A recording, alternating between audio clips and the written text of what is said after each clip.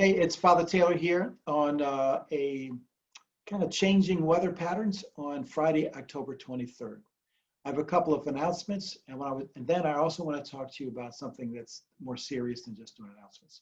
So announcements. So just a reminder, we are still having 3 services this Sunday, which are fantastic. And if you have not been to the 7:45 service, which is outdoors, I have to commend it to you. Once all this blows over and we go back to regular church, we probably won't do it that often.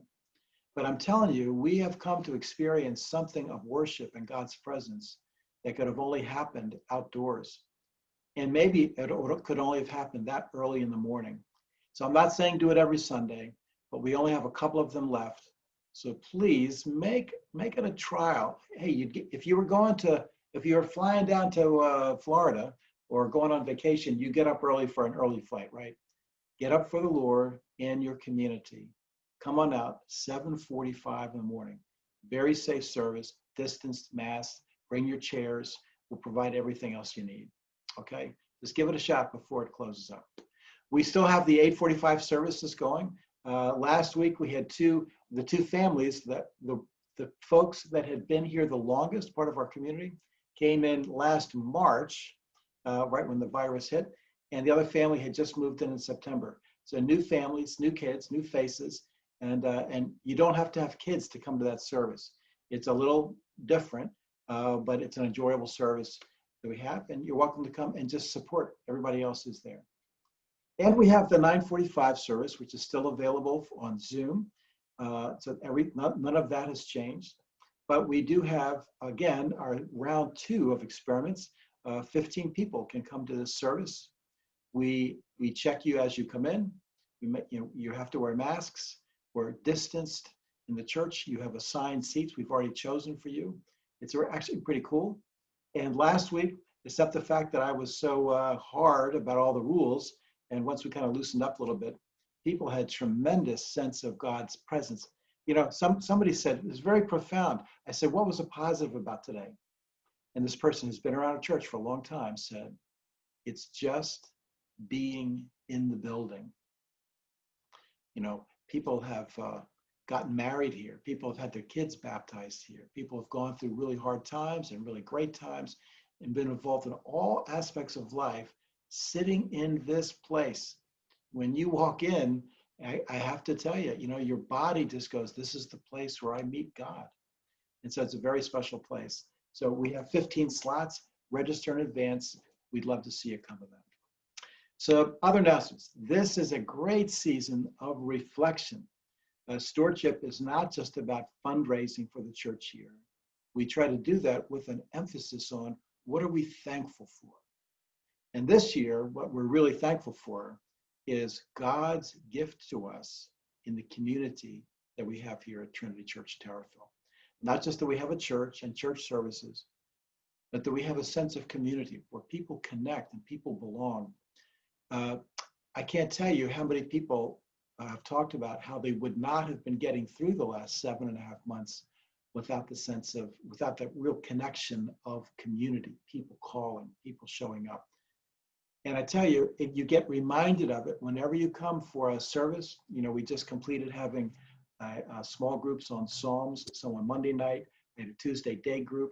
There was a Wednesday day group, a Thursday day group, Wednesday night group, Thursday night group. We had all these people. And when we got to meet together in person, distanced, but when we got to meet together, it just had such an impact on us. So just commend that we are so thankful for the service. And so we're doing stories. So if you just have a story, and it's really easy to do, I think I showed you this before, just a matter of pulling up your phone, you can make a recording. If you have a Zoom account, it's really a piece of cake. You just press record and we can show you all the details of how to do it.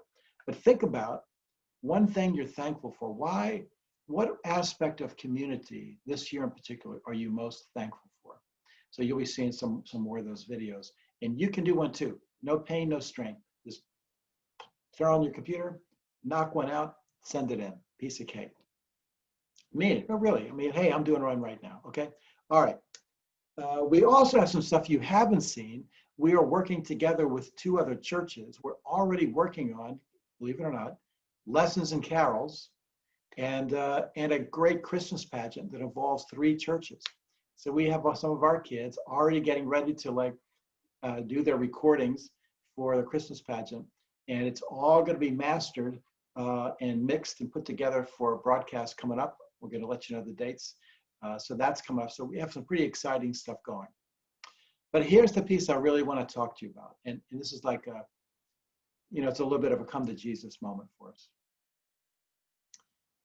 I believe after having experienced and watched this and listened to all kinds of people in a church, that the effects of the virus and what it's meant about our ability to gather or not, and the effects that it has on us personally, like within our emotional and spiritual life, has been the greatest threat to the community we enjoy here at Trinity Terrafil since the time that the factory closed and the town manager left with the money and 2/3 of the population left. And it was just Elizabeth coming in a meeting by herself into the church on Sundays. See, so here, let me just talk about it. You guys know this. If you haven't thought about it, you guys know this. There's the illness of the COVID virus, which is kind of scary and terrible, and it's a reality. 220,000 people have died in our country alone. So there's the reality of that. There's also the effect of that, which I'm calling the COVID blanket, which is to say, if you took like a really old, heavy wool blanket, soaked it in hot water, and laid it on top of you, that's the kind of feeling we have as we go through our days with the virus. What many of us have experienced is pretty much a low degree of clinical depression, anxiety. And you'll say, wow, has it been that severe? So look at some of the symptoms. When somebody invites you to something that you otherwise would have gone to or been interested in going to, and you just say, it just seems like a lot to get up and go, that's not good. When you become irritable at suggestions and people calling, everything seems to make you super sensitive, that's not good. And added to in this COVID blanket is the amount of negative interference we're getting at at this level around political issues and unrest in our country. All that combines, it just weighs heavily on us. You still feel the same, you're not physically ill, but it has a profound effect on us. So much so that like in the early months when we first started meeting on Zoom, many people were like, wow, this is great. I can't believe it. What a great job. It's going on. It seems like we're still able to be at church. When Zoom became the way many of us lived our lives all day long, the thought of waking up on a Sunday and flipping open our computer to go to another Zoom meeting just seems unbearable sometimes.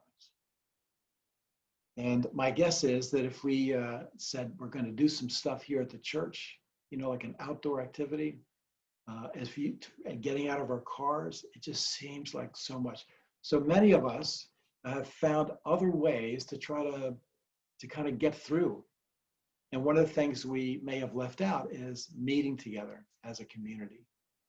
It seems subtle, but it has a big effect. If your chief relationship to God came through the encouragement you got by showing up here live a couple of Sundays a month, and now that you can't be with people and be a part of that, your life with God has suffered.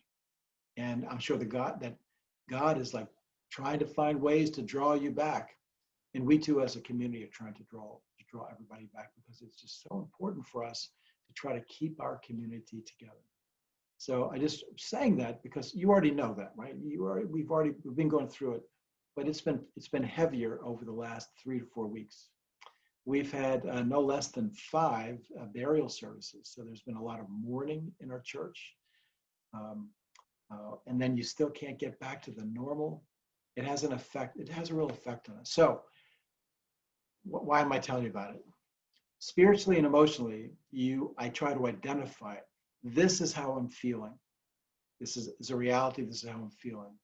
Two, you begin to say, Lord, help me with this.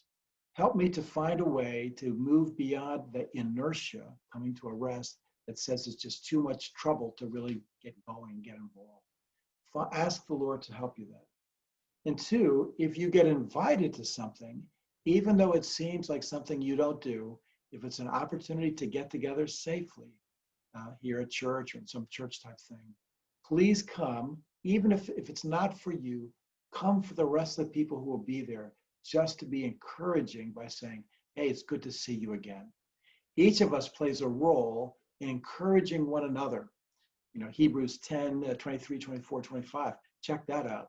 We're here to encourage one another and continue to help each other in the faith and to forsake not the assembling together, the meeting together. So just encouraging you.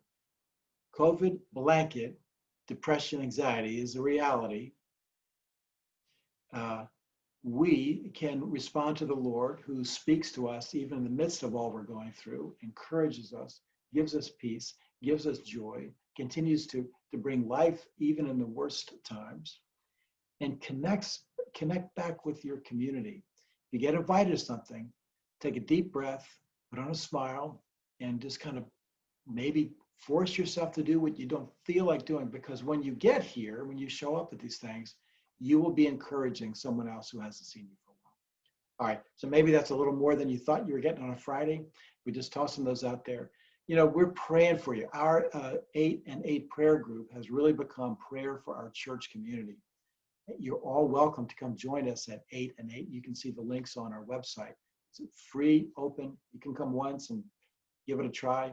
But in 8 and 8, that group has now really focused on praying for all the people dealing with issues of all the kinds of stuff that we're confronted with, and praying for our community and for our wider world.